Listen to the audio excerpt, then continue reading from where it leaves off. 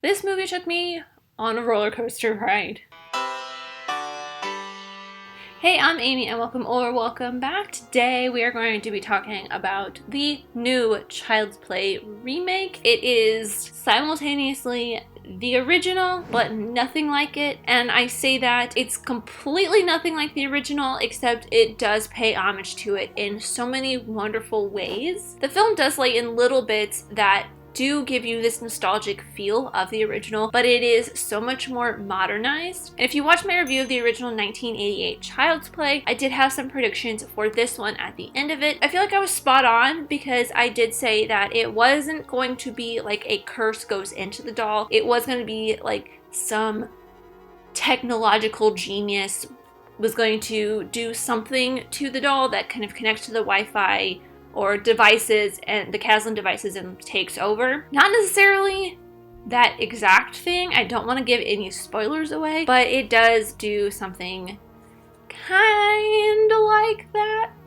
And to do a little bit of a comparison between two things that I think are probably the easiest to compare between the two of them is the Buddy doll / Chucky doll and the voice of Chucky. In the original, the Chucky doll definitely looked like a doll. He was still very creepy, so it was even more creepy when he was like walking around and stuff. In this one, it just looks weird and gross and just, it was a little bit more creepy, but at the same time, I really did not like it. I hated the doll. Not because it was creepy. It was creeping me out, like in a good way, because he needed to creep you out because this is a horror movie and you need to get creeped out by this doll that's killing people. But at the same time, it was a little gross and weird to look at. And then the second thing that I want to compare from the original to this is the voice of Chucky. In the original, it was Brad Dourif, who I love being creeped out by. And then in this remake, it is the one and only Mark Hamill voicing Chucky. And to be quite honest,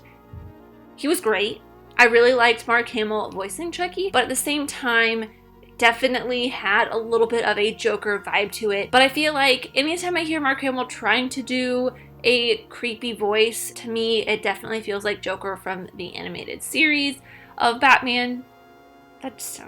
The Batman animated series. I feel like a lot of the way Mark Hamill sounds anymore just sounds like the Joker because he's been doing it for so long, and whenever people come up to him, they're always like, "Hey, can you do the Joker voice?" or "Make the Joker voice my voicemail," or something like that. So I feel like that is definitely kind of, it had the Mark Hamill touch to it. And to be totally honest, like with most horror movies, I was very nervous going in because I have only been recently dipping my toe into the pool of horror. But about halfway through the film, like the first half of the film, I just was like, I'm not feeling it. There's some things that were happening, like kind of a spoiler alert. The family has a cat.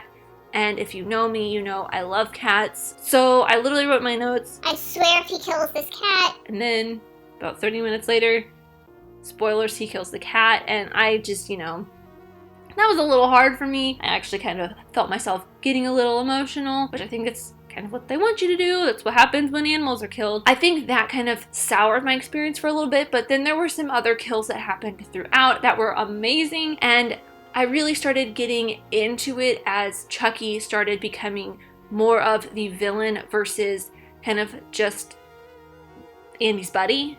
Like, buddy with a Y, not buddy with an I, like the Buddy doll. But I don't think I could pinpoint the exact moment right now after watching it. I probably could, when I'm watching it again, pinpoint where I kind of transitioned into really enjoying myself. There was just like this weird, I don't really like this movie until a certain point, and then I kind of just completely changed my mind, and I was having a blast and I loved every single second. It got very tense and very like nerve-wracking. I could feel myself tensing up, like just going like this. I wasn't taking notes, or I was taking notes very badly. If you want to see what my notes look like, they're up on Patreon tomorrow, the day after this video goes live. It does start out kind of slow, but gets really great as Chucky gets more devious. Now I do want to talk a little bit about the actual Chucky doll. Not the way he looks, but kind of the way that they portrayed the doll. The way I kind of can easily describe this is the Buddy doll is like having a Google Home or an Alexa device where you speak a command to it and it tells different things in your house to do different things. So like if you have an Alexa and you have a Fire Stick hooked up to your TV, you say, Alexa, play whatever on the Fire Stick and it'll play it. Or you do the same thing to Google Home and the Chromecast, and like thermostats and lights and all of that kind of stuff. So Buddy is like a Google Home or an Alexa and controls pretty much any Caslin device you have in your house. But I feel like putting that kind of device into a doll, which is creepy in and of itself, it was weird. Maybe that is why I wasn't super into the first half of this film. It's because you're kind of getting used to Chucky as this doll, but he didn't really feel like a doll. He felt more like an alien being, kind of learning, being taught. And now that I really think of it, there are points when Andy's wearing this red hoodie and the kid that plays Andy looks a lot like Elliot from E.T. And there are points where Chucky is pointing at things and his finger is glowing red. And there's also moments throughout the film where Chucky is learning things, learning all of these behaviors that ends up leading him to where he's going, like killing all of these people. It definitely felt like you were like a horrifying E.T. Elliot relationship.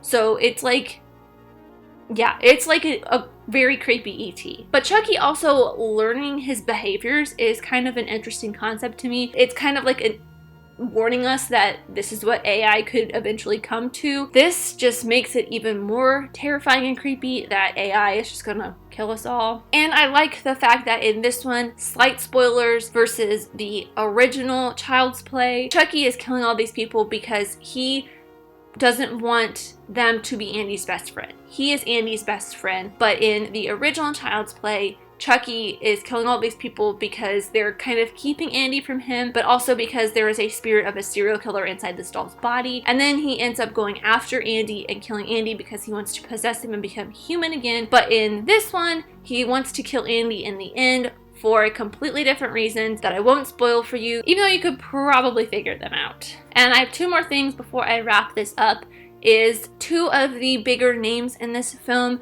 Aubrey Plaza and Brian Tyree Henry. Both of them were fantastic. Brian Tyree Henry was the detective Mike in this situation, and Aubrey Plaza was Mom Karen. I was kind of surprised when I heard that Aubrey Plaza was cast for this because I've really only known her as like April in Parks and Rec, and she is more of a comedic actress, and from what I've seen of her on Legion, she does have a more comedic tone to her character. I've only watched like the first 4 episodes of season 1 of Legion. I know there's like more growth to her character, and her character's a little bit different in season 2 and 3. I was really surprised at how well she fit into this role. It was kind of weird for me because Aubrey Plaza is only slightly older than me, and it was just a little bit odd to see her as a mom of this like 13, 14, maybe 15-year-old kid, but she does make a comment that she had the kid when she was like 16 or 17, so that makes a little bit of sense. And then Brian Tyree Henry was an excellent detective Mike. I really loved him, but they did tease a second Child's Play movie at the end of this, so hopefully we'll get a continuation of this because I would like to see a little bit more, and hopefully it'll be a little bit different from Child's Play 2, which I have not seen, but I did see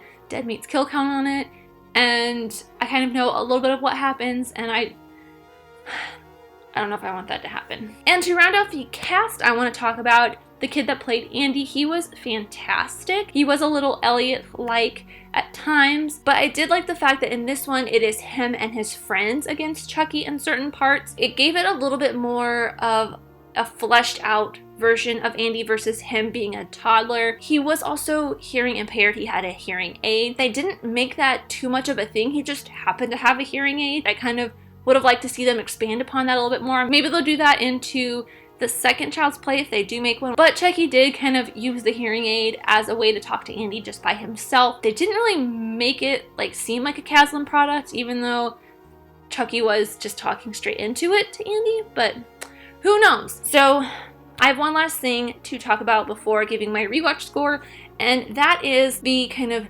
big line that everyone loves from the original Child's Play that Andy says to Chucky when they are trying to burn him in the fireplace. Chucky says, "But I thought we were gonna be friends till the end," and Andy says this killer line, "This is the end, friends. and I love that line. It's so good. And in this one, Andy gets a pretty great line. They do pay homage to that line through Brian Tyree Henry's character a little bit and some of the other characters within the film, but I really liked Andy's line. The build up to this line though is Chucky keeps asking if it's time for them to play, if he wants to play, and finally, during the climactic battle scene, Andy says, "You wanna play? Let's play." And it's such a great moment in the film that I was just like cheering for Andy, ready for him to get Chucky, beat him, save all the people that he needs to save, and show that he is not this loner kid that everyone thinks he is. Whew, that is everything. My rewatch score for this, it started out the first half of this film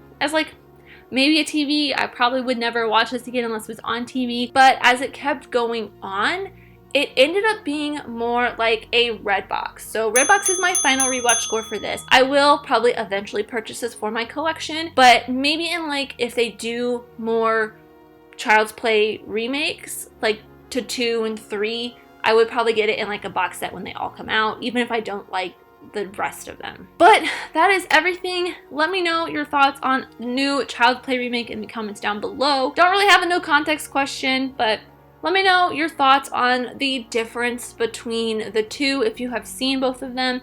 But thank you guys so much for watching. I really truly do appreciate you. Whoever you are, let me know who you are in the comments down below, and let's be friends. If you enjoyed this, leave a like and subscribe if you're new, because I love talking these movies, TV shows, filmmaking, mystery, all that fun stuff, and I'll see you next time. Bye.